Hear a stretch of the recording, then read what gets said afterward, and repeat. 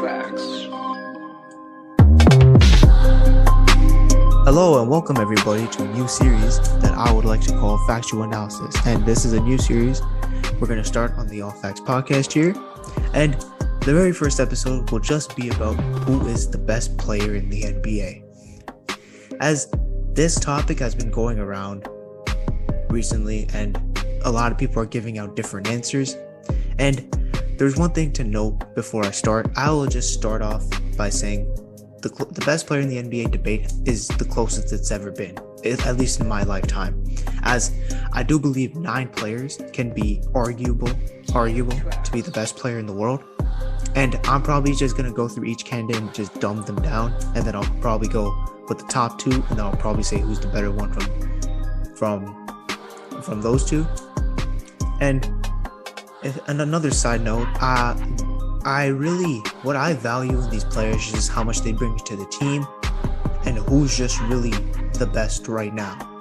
It's really just that simple, because I don't think any winning an award or winning anything really depicts how good you are. It's just like who's the best right now. That's really how I would say who's the best player in the NBA. And this season has been taken accountable. Last season will be, of course, taken accountable. But the degree of last season will easily be the highest it's ever been, because this is the season we just passed. This is the recent form of how we see the players. So, and this is how the players' value are. So, but in order to start off, I will list off the 9 players I do think are the best players in the NBA. And with that being, and this is not in order, but with that being LeBron James, Stephen Curry, Kevin Durant, Giannis Antetokounmpo, Kawhi Leonard, James Harden, Luka Doncic, Nikola Jokic, and Anthony Davis. There's one name that's pretty odd, or not odd, it's just there's one name where you can just cancel out from the beginning, and that's Anthony Davis. And it's just that Anthony Davis really kind of lost his mentality for the game, as you don't really know what you're getting from him, as he's really injury prone, and even when he is healthy, he's either really good or he's just really passive. He's not playing the game like how he once was. However, I would admit, if he is healthy and playing like how he was in the 2020 playoffs, this guy's like a top 5 player in the league, and this guy has an argument to be the best player in the world. I would not say he's in the same category as the 8 guys as of now, but he's a really amazing player with great skill, especially as a big, great skill, great mid-range shot, great defense, as he's probably the best defender in the NBA, as he's very versatile and he can rim protect, which is just insane. Actually, I don't know how, and he's able to be like one of the best offensive players in the league, and he's a big, and it's just really insane, as he's probably one of the skilled offensive players in the league, or big, at least for big men, or he's up there with Nikola Jokic and Joel Embiid. But without further ado, because Anthony Davis is really injury prone, and you don't really know what you're getting out of him, I'm not really going to be convinced to say he's the best player in the world. However, when he's healthy, he does have that argument. And the other 8 candidates I have, they're LeBron James, Stephen Curry, Kevin Durant, Giannis Antetokounmpo, Kawhi Leonard, James Harden, Nikola Jokic, and Luka Doncic. Those 8, if you say they're the best player in the world, I can agree with you, but I could also say you're wrong, because if you say either one, I would understand where you're coming from, but I wouldn't agree. But you're not wrong by the end of the day, as it's really subjective by the end of the day. But to me, these 8 players have an argument to be the best player in the NBA, and it's not really that big of a deal. But since I said from the start how I will do this is I will go through each candidate and just cut them off, and then start out and then go with the top 2 and just decide who is good from there. So, in order to start, the quote unquote worst player I'll have out of those 8 is Luka Doncic. And I understand he really has a really good argument to be the best player in the world because of his offensive gravity, the fact that he can create so many shots for his teammates, and he's a really polished scorer, as he can really he really has a great arsenal of moves, as he can shoot the three. He's a probably average 3-point shooter at best, but a lot of it is because of the fact that he deals with so much defensive attention, and he's a really great playmaker. He's a generational playmaker, and he's just Luka Doncic. Like, he's 22 years old, and he's already one of the best players in the league. It's just really insane to see. And he also in the playoffs, he's really been showing how he can be good, especially against the Los Angeles Clippers. He's been the reason why the Mavericks are still in the series. As every single time you watch Mavericks games, at least for me, it seems like Luka Doncic is basically everything. Every point the Mavericks score is either from Luka Doncic or it's assisted by Luka Doncic. It's always because of Luka Doncic, because of how much he creates for his teammates and for himself too. As of this year, I believe he averaged around like 28 points off a really good efficiency. And this is just really insane, as this guy is this 22-year-old and the only way he can go is up. But if I were to choose, he'd probably be higher in the future. But as of now, he's not better than those the seven guys above him. It's because I believe those 7 guys above him are better and are a little bit better. I'm not gonna say he's completely bad, but are better, and I believe they're just more valuable to their teams as they lead their teams to more wins because of their own value. And I'm gonna touch on Luka Doncic's flaws, as he doesn't really have a lot of flaws, but he is kind of a poor free throw shooter, as I know his percentages aren't pretty great, but they're also not bad either. And he's also not really a plus defender, but he's also not a bad one. But I can't really blame him for his defensive abilities, just because of the fact that he deals with so much on offense, and a lot of players, especially one of the best players in the world, like they tend to not try on defense if they give so much offensively, and I can't blame them for it because they're doing so much. And Luka Doncic really has a turnover issue, but I can't really hold him accountable for it because his teammates aren't that great. However, one thing that really makes me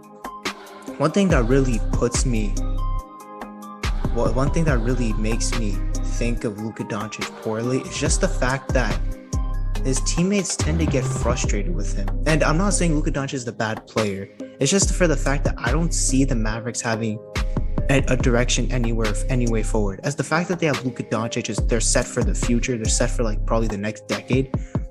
But the way how stuff is doing in Dallas right now, it just seems that Luka Doncic is a tough guy to play with. And it just shows because Rick Carlisle left, their GM left, and it really makes no sense because this is the best young superstar since LeBron James, and those guys want to leave that situation. And with Kristaps Porzingis frustrated with the Mavericks, and I've read athletic articles to the point where it was like Rick Carlisle was trying to talk a game plan and Luka Doncic wouldn't just listen to him. It just shows that Luka Doncic seems to be a very tough player to play with.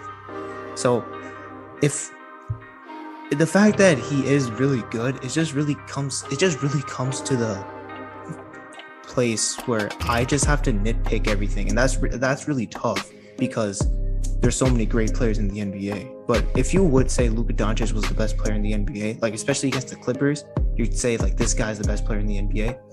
I completely agree with you. Like I like he was insane, and the best players are insane. So moving on, I'm gonna have to go with Nikola Jokic.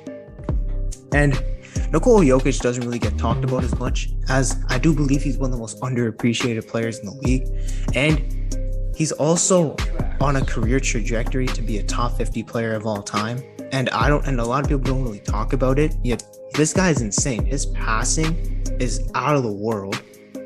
His IQ is out of the world. Like, this guy probably has the best IQ out of like every single player except for like LeBron James, but he has like one of the best IQs ever. Even in all time too. But and this man was amazing in the playoffs. This man averaged 33 points off 50, 40, 90 shooting. And he also averaged 10 boards and 5 assists. And no one was talking about him. No one was talking about how good Jokic was in that series. No one was talking about how good Jokic was in that series. And it's just really insane because he was without his second best player. And because of the way he plays, it really elevates everyone around him. Even when Jamal Murray was gone, it showed how Michael Porter Jr. can take a big step and how anyone can play great around Jokic. It's just really amazing because he's probably the most important offensive player in the league. And he just won the MVP by averaging 26 points, 11 rebounds, 8 assists on 65 true shooting percentage. And he led the Nuggets to the 3rd seed. So Nikola Jokic is the most important offensive player in the league, and he has one of the best IQs, and he's just a really great center. He's just a really great center. He's probably the best passing big man, and he's probably the best. His IQ is just amazing as it can elevate other players, his teammates. But one knock on Jokic I would give him is his defense. And I know it's kind of the same point with Luka Doncic here. I don't really hold them accountable for it just because they give so much offensively that they try not to on defense. However, Denver has been he's kind of been a liability on Denver's defense just because Denver has the worst pick and roll defense, and it's all because of Jokic, as he is an intelligent defender, but he's not a really great one. And being a big, you kind of have to be a really good rim protector in order to be effective, especially on defense. As like a lot of players like Joel Embiid, Anthony Davis, those bigs can also rim protect, and that's why I believe they can probably bring their teams to more championships. If they're not bringing their team, that's why I believe they can also be a key part to a championship team. As Jokic, I do agree he can be a championship number 1, but you kind of have to build a really great defensive talent. You have to bring really great defensive talent around him in order to hide his flaw. But since Jokic is probably the most important offensive player in the league, his defense is, and he's not that bad of a defender as he is an intelligent defender with his good IQ. It doesn't really make me put him any higher. But if you were to ask me, Nikola Jokic is the best player in the NBA because of his MVP. I wouldn't say you're wrong, but I'd agree. I wouldn't agree with you, but I wouldn't say you're wrong. That's the better way to put it. So now that Nikola Jokic and Luka Doncic are out of the picture, it just leaves us 6 players. There's the LeBron James, Stephen Curry, Kevin Durant, Giannis Antetokounmpo, Kawhi Leonard, and James Harden. The one person I would leave out of the top 5, and it's really tough for me to say this because I really love this player, and it's James Harden. The reason why I would really want to put James Harden a lot higher, just because when I watch Nets games, he seems to be the most important player. He seems to be the most valuable player on that team, at least. And he's just one of the best scorers of all time. He's averaged like 35 points before off from a 62 true shooting percentage. Like, how are you that efficient? As he is a really great free throw shooter, he's a great 3-point shooter. He can shoot the mid range, but he doesn't really do it as much. That's what it kind of makes his offense predictable. But he's just really great. He's just really efficient. He's just a really great and efficient scorer. So it really doesn't matter at the end of the day. However, because of his predictability, you can kind of just tell what he's able to do, and then that can lead to his downfall in the playoffs. And he is a better playoff performer than people say he is. But if I'm really looking at James Harden compared to the rest of the NBA players, I believe guys above him have a myriad of moves they can use, and they're a lot more portable. But the fact that James Harden is the most important player and the most valuable player on the Nets, just because he's probably the best offensive player since Will Chamberlain, and so I think is pretty good. I think that's a pretty good case right there, because of the fact that he can average 30 to 40 a night if you want him to, and he can set up his teammates. He can elevate them too. He can elevate his teammates like Jokic. And he can raise the ceiling of his teammates, as Kevin Durant and Kyrie Irving both had career years with James Harden as they're facilitating their offense. With James Harden is able to carry a team to at least a 50, to would be like a 50 plus win team, especially being a leader of a great offense. This really, I can understand him. I can understand for you to put him as the best player in the world, but because of his lack of arsenal moves, how do I say this? His lack of abilities to move, to score. But he's one of the best scorers of all time, so it's not really great to say that. But because of his offense is being predictable, that's a way better way. I'll just cut that out later. Okay, no, because of his predictability, and his defense is pretty good, but he's better post defender than he is a perimeter defender. And I would say he's actually a pretty good defender, not a pretty good one. I would say he's a good defender at best sometimes, because he's a really good post defender, and he's had better numbers than what you think he is. And if you just watch basketball, you just know. But the reason why I have 5 guys above him is because they play better when the game shine, when the moments shine the most, and it just really sucks for me. It just really sucks to not put him any higher, because there's so many good players. But moving on, so the top 5 I would say are LeBron James, Kevin Durant, Stephen Curry, Giannis Antetokounmpo, and Kawhi Leonard. The reason why it's like that is because these guys have always been my top 5 even before the start of the season. So I'm still going to keep it like that. And number 5, I'd have Kawhi Leonard. And Kawhi Leonard is probably the best he is the best two-way player in the league. But the reason why I'm not really going to put him any higher is because he got a knee injury, and then he got a knee injury, and his defense isn't, or leg injury, I actually don't know. Is it a knee or another? And he's coming off from an ACL tear, so he's not going to be any higher on this list. But I would say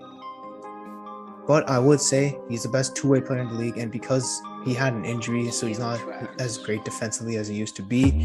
He can't really facilitate, as we really saw when you rely on him to facilitate. It leads to problems, and it brings that his playmaking has been an issue. And we saw what happened last year against Denver. They blew a 3-1 lead when they relied on him to facilitate. But this man's amazing. He's one of the best closers in the league. He's one of the best three-point shooters in the league. He's one of the best shooters in the three-point shooters in the league. And he's also just amazing in the mid-range. And he's a really solid finisher. And he'll give you high-level defense, as he's not as great a defender as he used to be, but he'll bring high-level defense. And number 4 this is going to be controversial, but I had Giannis Antetokounmpo. And I know Giannis Antetokounmpo is the reigning champion, and a lot of people have been putting him as the best player in the world because he won the championship, and rightfully so. I'm not going to sit here and say, oh, he doesn't deserve to be up there, because he does deserve to be up there. However, I don't really see him being a top 3 player, as he really has a lot of holes in his game, and he's a poor free throw shooter. He can't really close out games, and he is predictable. The reason why I would just have him above everyone is just because of the fact that he can give you 30 a night, and he'll give you high level defense. Like, that's just insane. He'll give you high level defense, and he will give you 30 a night. As I talked before with James Harden, Luka Doncic, and Nikola Jokic, when a lot of players do so much offensively, they just tend to not try on defense, and you can't blame them. But Giannis is the exception here. He doesn't do any. He tries hard on both ends, and he works hard every single time. As I will not put him in the top 3 because of his obvious flaws, but This man is just one of the best finishers in the league. He's just complete dominant. And you can use him as a 3, 4, or 5. And you can even put him as a 1, as he is a solid playmaker. He creates a lot for his teammates. But because he was all, but I know he just won the championship, he's not the best player in the world. Because I just said it really depends on who's the best right now. And I know Giannis is the best player on a championship team, as he just did that. But the Bucks also had to rely on Chris Middleton to close out games. And I can't blame Giannis for that, because it is out of his comfort zone and he is not that player. But it also just shows he's not the best player in the league. And he is just dominant as hell. Like, he's just dominant. He's just dominant. He's just crazy dominant. There's no way. I don't even know. Is that even a word? Crazy dominant. He's dominant. He's really dominant. Yeah, oh man, he's amazingly dominant. No, that's not good. Okay, I'll think of a word later. I'm not good with my vocabulary right now, but he's just dominant, and he can give you high level defense, as he's versatile, and he can rim protect. But moving on to the top 3, as you guys know, is LeBron James, Stephen Curry, and Kevin Durant. It's not really a debate right here. Everyone should know just those 3 are the top players, and it's always been like that since like 2016. And this is not. I don't really see this as any of those 3 players. If you say we're the best players in the world, I completely agree. I'd completely understand, because a lot of these are good. All 3 of these players are probably the strongest cases to be the best player in the world. But if I were to leave one of these guys at 3, there's 3 just really amazing great players. 3 all-time greats, or 3 top 15 players of all time. One of these guys has to be 3rd. And for me, this might shock a lot of people, but that's Kevin Durant. And the reason why I have Kevin Durant is just because of the fact he's not as complete and he's not as polished as the 2 above him.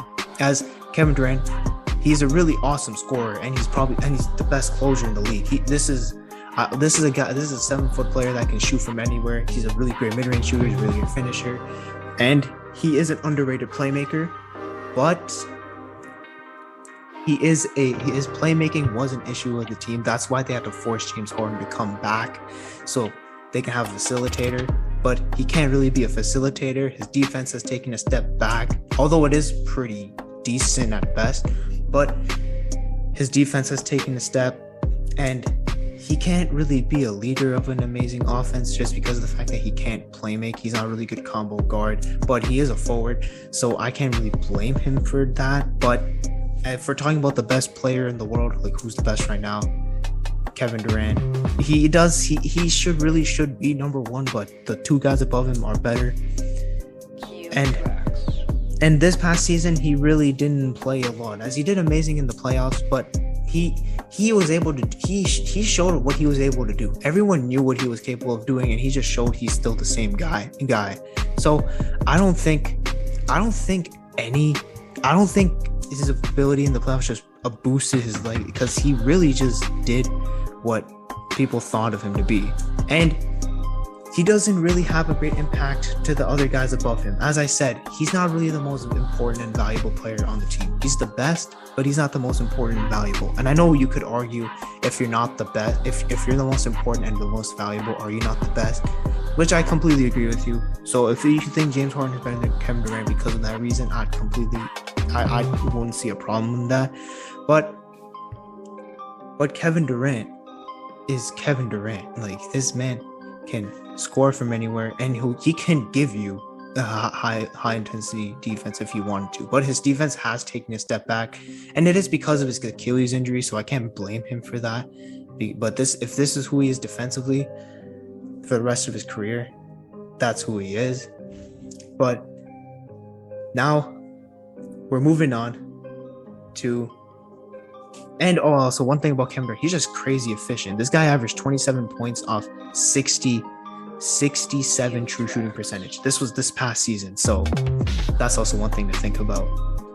But the top 2 players in the league, And LeBron James, I mean, like LeBron and Steph, those are the two best players in the league. And if you convince me that other guys, someone has to convince me just that like those guys are not the top two players, that's just absurd. Like LeBron and Steph, those guys are the top two players in the league. It's just, though I don't set them as a higher bar because I do believe all the players that are listed are in the same tier. But LeBron and Steph, those two are the most valuable to their teams, and they're just the best. But if I were to pick one, the best player in the world, it's Stephen Curry. I know it's a very unpopular opinion, but Stephen Curry this year averaged 32 points per game, the scoring title, with 66 true shooting percentage. He shot at a higher volume than LeBron. He got more points than LeBron. He was more efficient than LeBron, and he had a worse team than LeBron. Although he didn't make the playoffs, the Golden State Warriors had I believe it was.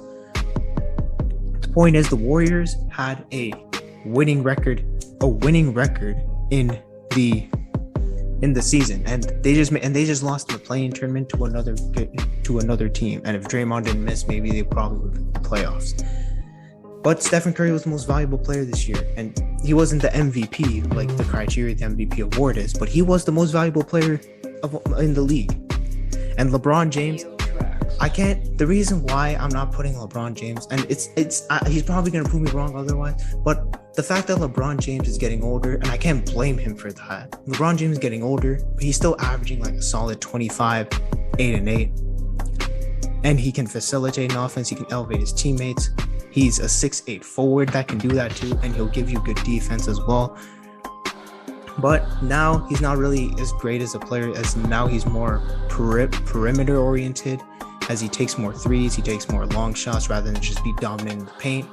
And it is because of his age that he's taken a massive step back, and he needs a much better team around him to succeed. And so does Steph too. And you're completely correct to have LeBron James over Stephen Curry, but I think with LeBron James getting older, getting weaker, so he's going to be more perimeter oriented, and he's not going to be as dominant as he was in the paint.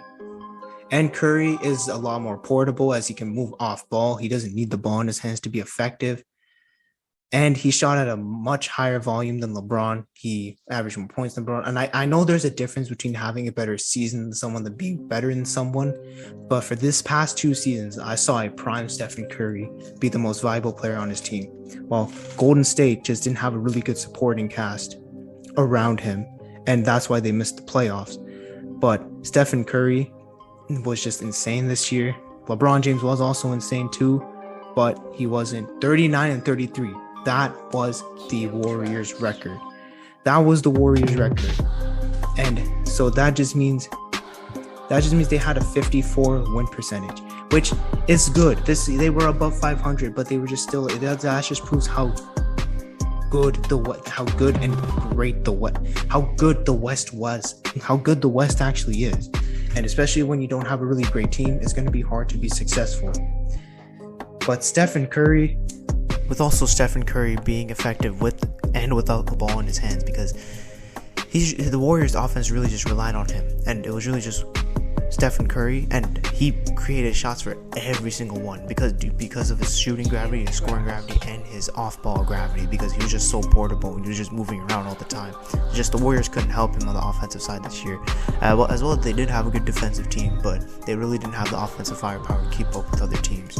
And Steph was just basically all his team's offense. I believe is now the best player in the world. And if you are to think otherwise, I can't blame you, and I wouldn't say you're wrong. But with Stephen Curry being more portable than LeBron, with LeBron getting older, and with Steph just being Steph, as he's the greatest shooter of all time, and I get LeBron is probably the greatest player of all time to a lot of people's eyes. He's getting older. He's not really as effective. He's not really as dominant as he used to be. His defense is not as good as it used to be. And I just said, like, he's getting older, but at the same time, I said the same thing about for Kawhi's injury.